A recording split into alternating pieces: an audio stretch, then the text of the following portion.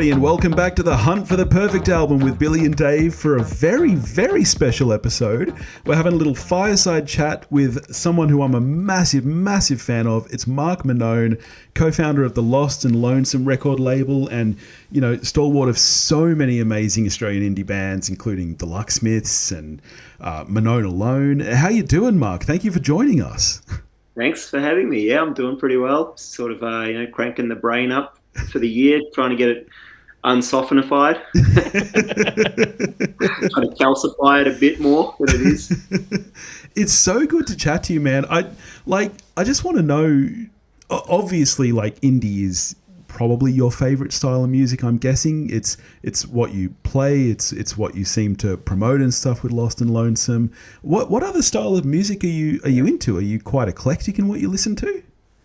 Yeah, I mean, I wouldn't say I strictly listen to indie or rock or anything, but I mean, you know, I guess that's the sort of realm I've fallen into by playing in certain styles of bands that are exactly that. But I mean, I love, you know, I'm an old geezer, so I do love old music too. But yeah, I mean, you know, I love I guess calypso music, for instance, yeah, right. and old reggae, soul stuff as well. I mean, I wouldn't say I've got deep knowledge in any of those areas, but I definitely love it when I'm listening to that sort of music. Yeah. Love a bit of Belafonte. I went on a big splurge, obviously, when he sadly passed, and brought up a lot of 4 or 5 different live albums of Belafonte doing various things. Love a bit of calypso. Yeah, absolutely. I mean, he had a very broad career, not just calypso, obviously, but he's definitely one of the all-time greats. Yeah. Yeah. So speaking of the all-time greats, you, Mark, when did you start playing music? And did you start with the bass, or did you start with other instruments? Or I started with if we sidestep a disastrous attempt at learning the trumpet in year 7, I think I was the guy. I love being in the orchestra because you can just pretend and you're just like in like 8 different trumpet players and you're like, yeah. But yeah, I guess I started playing guitar when I was about 12. At high school, I started getting lessons. We had a guitar teacher come to the school, and I was just atrocious for the first, I want to say 3 or 4 years. I was pretty bad. But I just had a real keenness for it, and I just stick-to-itiveness or whatever you call it. But I just was obsessed with overcoming my stumpy fat finger syndrome, and my all the other kids I had lessons with were just like completely eclipsing me with their skills and dexterity and everything. But I think when I had a new teacher come to the school and start like saying, "Hey, what songs do you want to learn on the guitar? What do you want to play?" And I was bringing in tapes of, I guess, things like I don't know. I mean, Hunters and Collectors, like early sort of Hunters and Collectors stuff, and Violent Femmes things, stuff like that. And I was just started learning songs that I actually dug and wanted to, play like. So that was, definitely my first instrument, guitar. And then I sort of, I picked up the bass when I guess I was about 16. Yeah. And, I started playing with a few friends. I had a few fraught attempts at being a funky kind of guy. And just sort of managed to meet up with my Lucksmiths bandmates in high school, which was a good thing. And then just sort of started writing pop tunes. But I was really into like lead guitar still at that point, and I having a joining a band with someone like Marty Donald, who was strumming a lot of guitar chords, simple chords, gave me a lot of room to move as a bass player. So I think that's with I sort of was hearing the bass as a second melodic instrument with the vocals. So, and without a full drum kit there to sort of like lock in with, it was just sort of like a bit more of a broad canvas to work on there. So it was that sort of led me down the path of bass playing. Was definitely meeting up with Marty. It's so true. That's my favorite thing about the sound of Lucksmiths. It reminds me a lot of The Cure, where Robert Smith, who was the lead songwriter, was the bass player. And so you're right. It's that blend of the bass and the drums for the most part are quite light because Tali is singing while playing. My favorite bass riff of yours is 22. It's a really early one. It's that do do do do do do do do do. I love that, man. It's so good. I love it when people sing bass lines to me. Such a wonderful, fulfilling. Oh my god! Thanks. Yeah, that was thank you. So, I mean, coming up with curly bass lines like that was probably just what kept me going. There was a whole bunch of other bands that sort of happened in high school and stuff, but it was all like, Hendrix covers and things like that. But I think it was like getting to sort of just noodle around with, those Lucksmiths things was really what I was into, kind of fill out the gaps a bit. Yeah. I'm so curious about how you formed Lost and Lonesome, because obviously, so we've just had the 25th anniversary of the label. You were really young when you started it, and the Lucksmiths, from memory, because you guys were still on Candle for ages, right? Yeah. So, I don't know. Because the Lucksmiths were we were happily on Candle Records, and Chris Crouch was one of our best friends, and all the bands were awesome. I guess what happened was there was only certain amount of bands that could fit on that record label, and Melbourne was full of, not just Melbourne but Australia and overseas, so many bands that I loved that weren't on a label, and Jane McCracken and I started the label just to kind of, because we'd put out, respectively, knew how to contact the place to get CDs made. We knew how to get bromides made to get the covers printed. We knew like the two or three things that were essential to getting things made. CDs primarily. We kind of just fancied ourselves as a record label because of that very reason. We had no business nous whatsoever. Jane, I guess, had a bit more of a sense of cleanliness than I. So she had the office at her house, and I just had a lounge room full of boxes. So I was like the storage space, and she was like the tidy setup. But we just sort of we just started releasing friends of ours things and helping them put them out. And I mean, I don't think we ever really were like, we're a record label,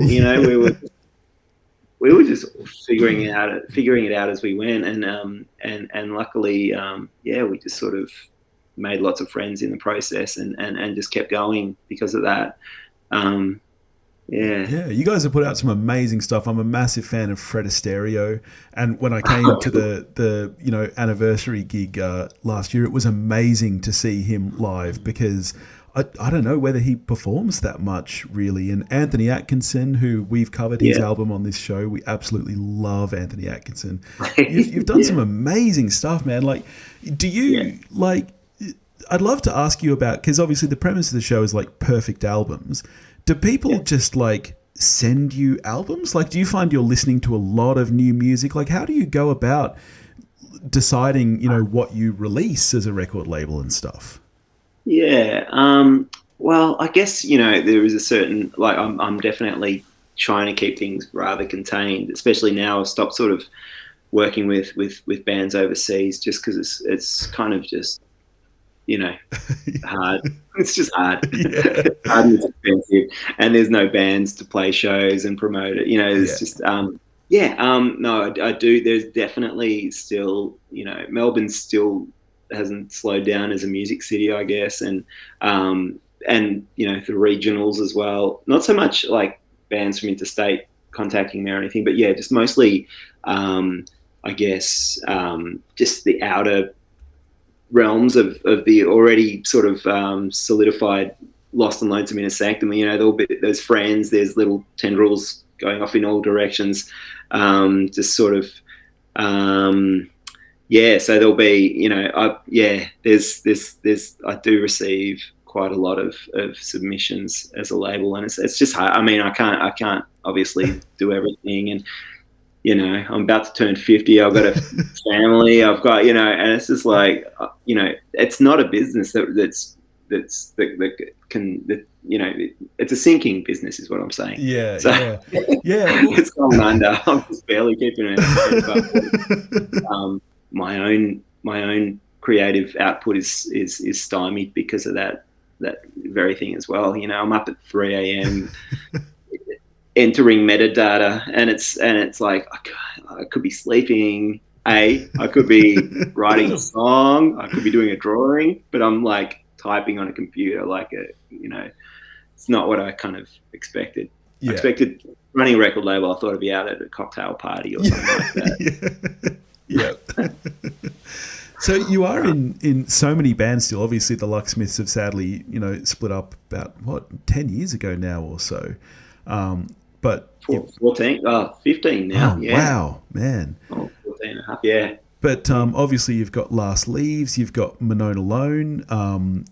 Can you tell me a little bit about your songwriting process and how you start, and also just the craft of when you start writing songs?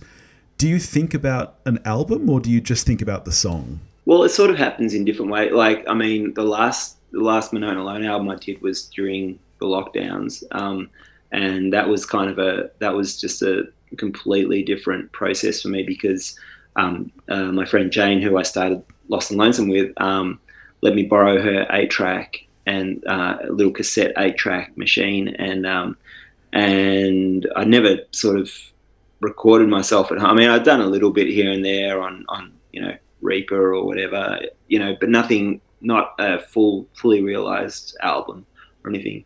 So I just sort of started messing around on that, and then I was getting all these ideas down on tape, and it started to have a bit of a flow. And then I was like, oh, well, I guess it's an album now. Like, I guess I'm making an album. And like, originally I was just like, I'll record some of these ideas as demos that I can show my bandmates in Monnone Alone.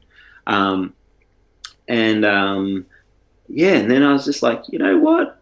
These guys probably can't play this shit as well as I can, so I'm going to keep my own, you know, listen to that sweet guitar lick. And so, yeah, I just decided, you know, that became the album. But at the moment, I've been working on new songs. Well, before I recorded that album, which was Stay Foggy, which came out after the pandemic, I had been recording demos with Gus, the drummer in Monnone Alone. Yeah, right. And that just got shelved, and now that sort of all those songs are starting to sort of come to some kind of realization. So so I'm working on these songs as an album, and it's kind of it's a bit harder to working on it that way, because it's like you've got this kind of concrete concept of how it's going to be at the end, whereas like if you're just fiddling around coming up with ideas and no real I mean, it's a different process to just sitting down, writing a song, and then going out on the road and touring, that's how we did all the Lucksmith stuff. You know, we just write songs on tour, and then finally we'd be like, oh yeah, let's record that. So this is sort of, I don't get to do much touring these days. So it's more just sort of focused, trying to write an album, and there's like 2 or 3 songs that just won't write themselves. So who knows if this album's actually ever going to see the light of day. There'll probably be another 2 or 3 in between. Yeah. I remember listening not that long ago to an interview with John Darnielle from the Mountain Goats and the lead singer of Cake, talking about how the idea of an album is pretty much dead these days because people just don't really do it. Like, for the most part, artists, and you know, you've got big artists like Taylor Swift and stuff, but a lot of artists these days just put out singles on streaming, and that's kind of how they, or Bandcamp or something. Do you think that the art of the album is dead, or do you still enjoy just sitting down and listening to an album from start to finish? I still enjoy that, but yeah, that's just sort of, I guess that's how I learned to listen to music. I'm not saying that, I don't always listen to music that way. I stream stuff and I'll happily listen to a bunch of singles and, let, whichever streaming service do its thing, play its radio, or, tap into my algorithm and just go for it, which is fun as well. Like, it's a good way to discover new music. But I mean, I can see the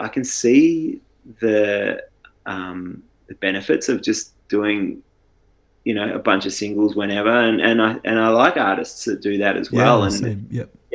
There's nothing governing that you need to put like 12 songs on a record and go, that's it. It's just like, there's people who've got like 50 singles out and they don't care. They're not going to go, oh, I'm going to make an album out of that. It's just music, and it's to be listened to however people get into it. 100%. I've gotten really into the new Spotify. I've just put out that AI DJ that it pops in kind of every 4 or 5 tracks and just talks to you and tells you what it's going to play next, and then it just goes off on its own thing. It's like, here's music you were listening to a lot in 2017, and just plays 5 random tracks. Like, oh wow, that sounds mind blowing. Yeah, it's crazy. Yeah. It's weird how the to what you were saying, Billy, the album as a concept is such a foreign thing to anyone who's only grown up in the, I'm talking because I've got Mark, I've got 2 11-year-olds and a 15-year-old. So other than the fact that I love vinyl and Billy and I do this show, which I kind of force them to understand what an album is, but their generation just, because they've never really been exposed to physical media. So the idea of an artist telling them, this is the order that you listen to these songs, I've carefully curated this thing, and it takes you on a journey. Yeah. It's so foreign to them. Yeah, they're like, absolutely. It's more of a choose your own adventure for the kids these days, isn't it? Putting a vinyl record on, and they're like, so how do you shuffle it? You can't. Yeah. Strap yourselves in, kids. You start at 1 and you go through to whatever it finishes, and that's how it goes. It's such a bizarre concept to anyone who's sort of come up in this streaming age, where not only do you not have this sort of curated list of songs in an order, but it's all playlists. Everything's on shuffle. Everything's AI driven or algorithm driven. And I love streaming though. I'm all about my main playlist I listen to just has like 3,000 songs in it, and I just hit shuffle on it, and I get pretty much everything you've given me on this show. I reckon 50% of the albums you've given me on this show, Billy, are things that you have discovered through the you like the Lucksmiths, so you might like this 100%. band. That's how I got into Math and Physics Club, who I absolutely love, and I was so sad when obviously that all happened. But they've now got 2 new bands. There's Model Shop and Field School, and I was really sad that Field School's new album wasn't on Spotify. But that's all right. I've bought it. Just to spite you. Yeah. But so, Mark, you've been a part of so many bands and released so many albums. It must be hard, but do you have a favorite album that you've contributed to in some way, whether it's one that you played on or one that you were just really proud of producing or releasing? Like, I mean, there's a bunch of Lucksmiths records that I think are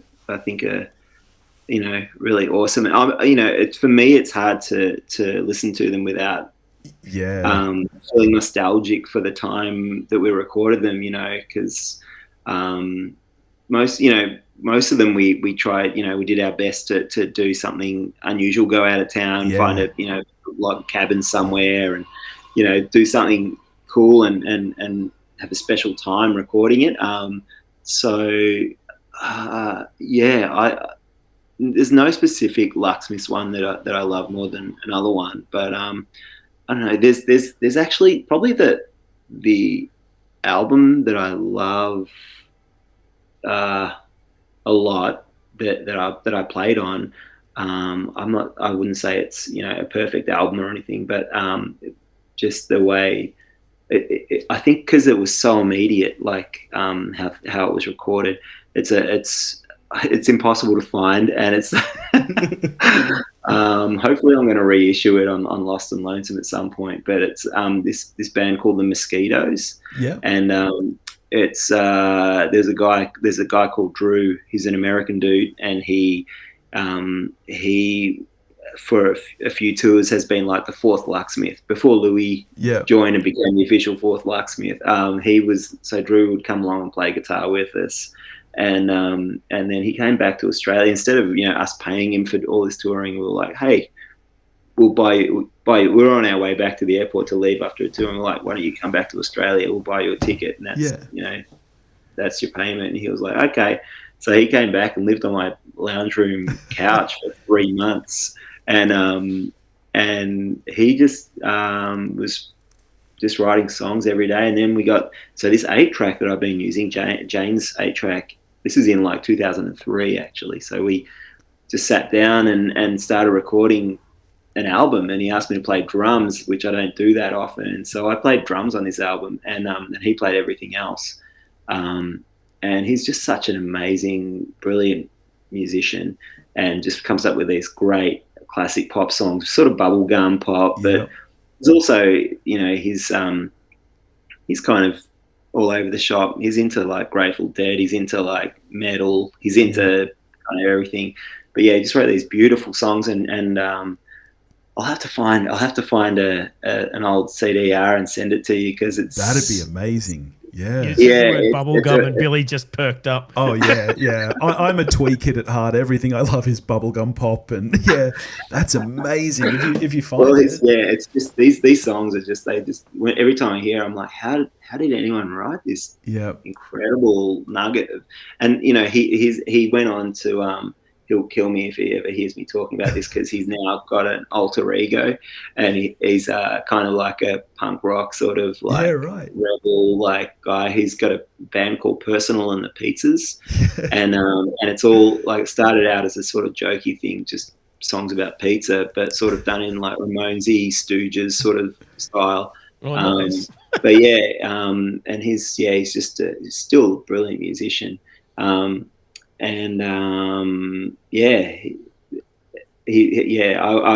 love to sort of dig out his first few tapes and things as well, and get them reissued or something like that. That'd be amazing. Oh, if you do reissue them, I'll buy them straight away. But if you find an old CDR or something, hit me up. That'd be so sick. I will. Yeah, I mean, it's pretty lo-fi and everything. But actually, Carl Smith from SodaStream. Yeah, the band SodaStream.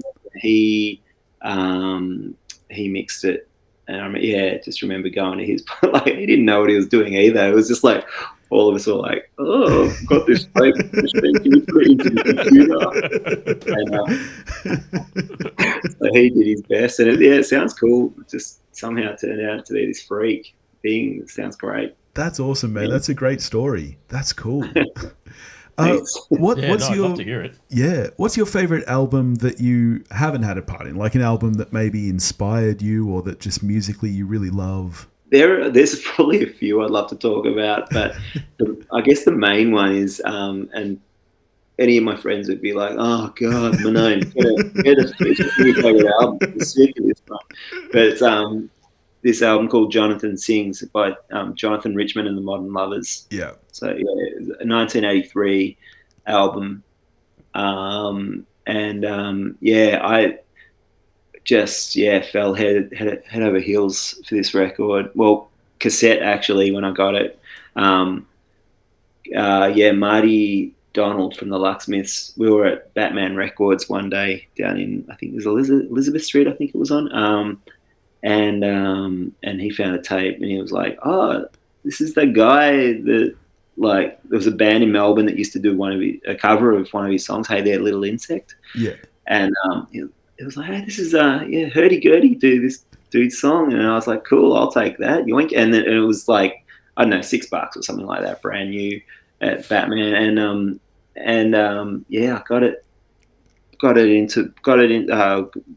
went back to my car, a little orange Honda, put it in the tape deck, and then like started playing it. And then it got stuck in the tape deck. It wouldn't come out. This is a trauma that kids these days will never understand, that moment of panic when you hear that. Oh my God. Like at first it was like, oh geez, like I was still like, well, I put the tape on and I was like, I have no idea when this guy is from. Like it sounds like it could have, this album could have been recorded anywhere like 1962 and, you know, whatever year that was when I heard it, 93.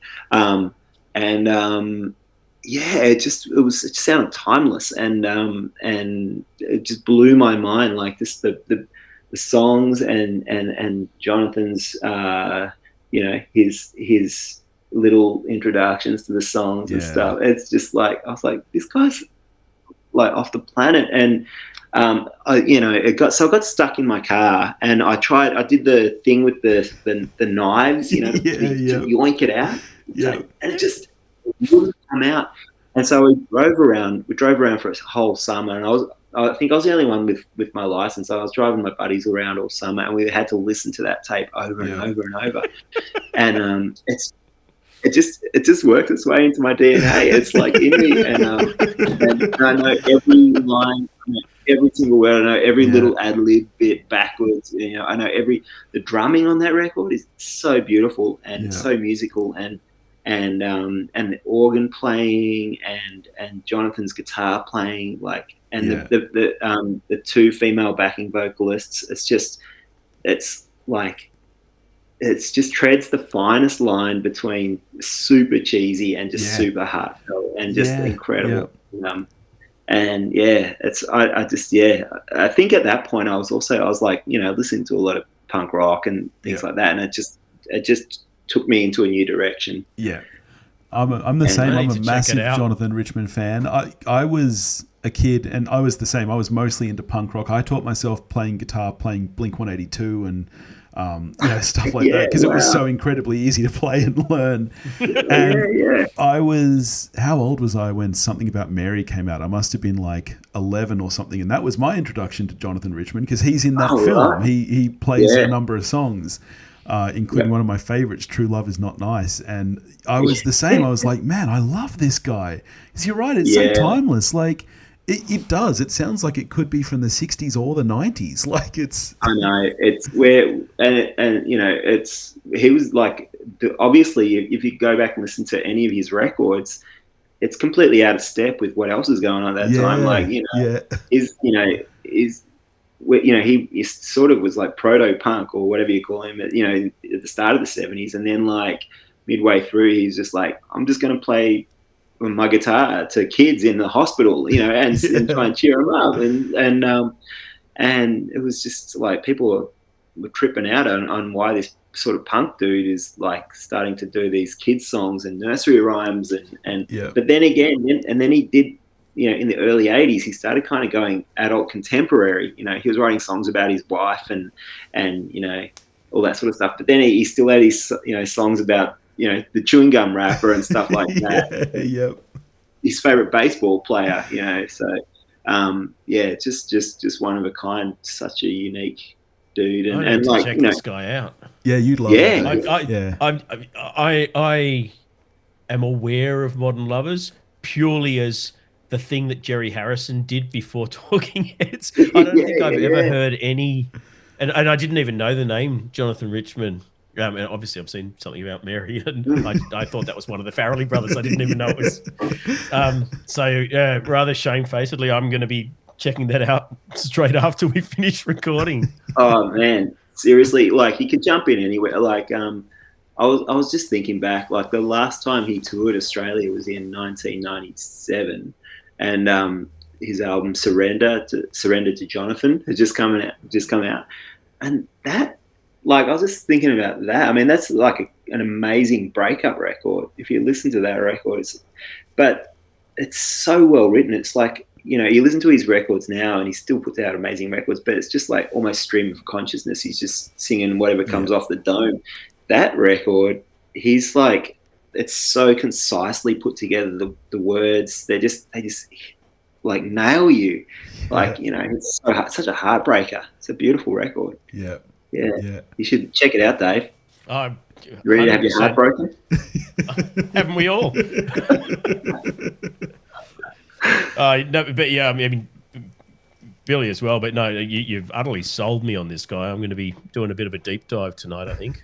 Yeah. Well, yeah. I mean, just keep your mind open though. Because like, I mean, those late '70s albums are incredible. Like before he sort of there's just little, like almost 2 or 3 the groupings of the albums that he did. You can sort of hear where he was going at each stage.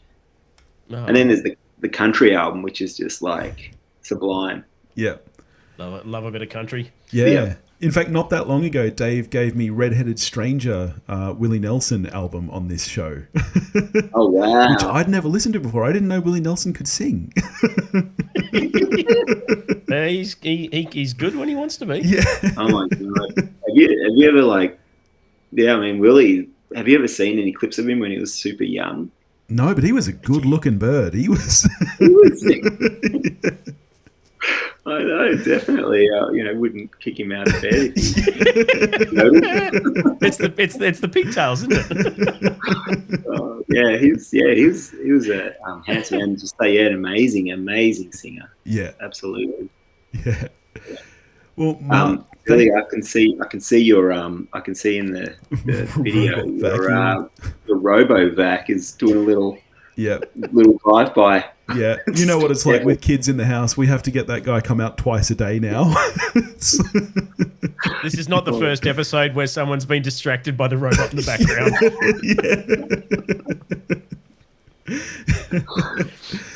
Mark, thank you so much for taking the time to join us, man. This has just been amazing. I've been such a fan of you for so long in so many different things. I love Monnone Alone. We've listened. Thanks a lot. We've done the Last Leaves album on this show, and I can't wait for another album. Which when I saw Last Leaves in November, there was some new songs played. So I'm hoping that there's going to be some new stuff coming out.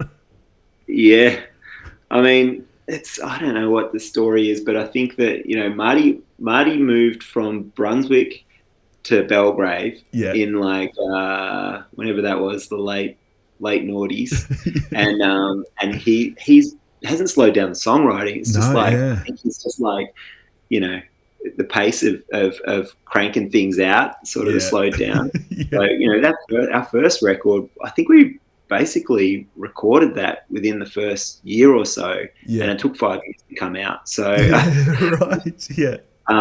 that came out in 2017. So what is it now? 2020. Oh, jeez. Yeah. So that's 7 years. Yeah. So all right, we're going to get it out this year. The new album's great. Like, it's going to be great. Yeah. All the songs are Ace Marty's songwriting is just getting better. Oh, he's an amazing songwriter. I mean, so are you though. Dave and I often argue because his favorite Lucksmiths song, I think, is one that you wrote, T-shirt Weather. You wrote that, didn't you?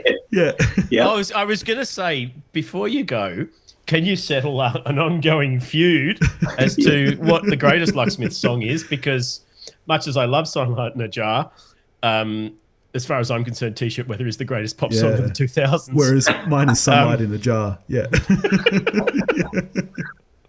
Oh, thanks, guys. It's Sunlight in a Jar is a great song. It's the second best song on Warmer Corners after Young and Dumb. So, it's good. What's the best song off Warmer Corners? Young and Dumb. Dave, you're tripping. You wrote that one as well, didn't you, Mark? I did. Yeah. I did. Yeah. Love it. Absolutely love it. Thanks, mate. That's very kind. But thank you so much for joining us. You're an amazing songwriter, an amazing musician, and I absolutely adore Lost and Lonesome as a record label. So it's just been such an honor to chat with you. So we can't thank you enough, man. You guys are too kind. You guys are too kind. You're going to need to do some serious editing on this.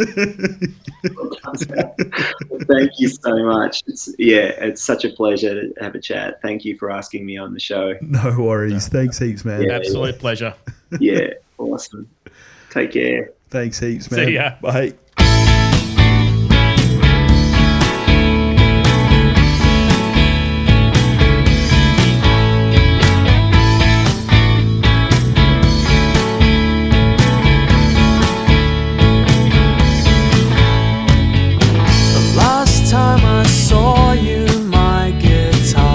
Just been stolen out the back of a car, and you were showing the handlock, the scars of your recent breakup. We went searching all over town, turned the city upside down, but I forgot what was going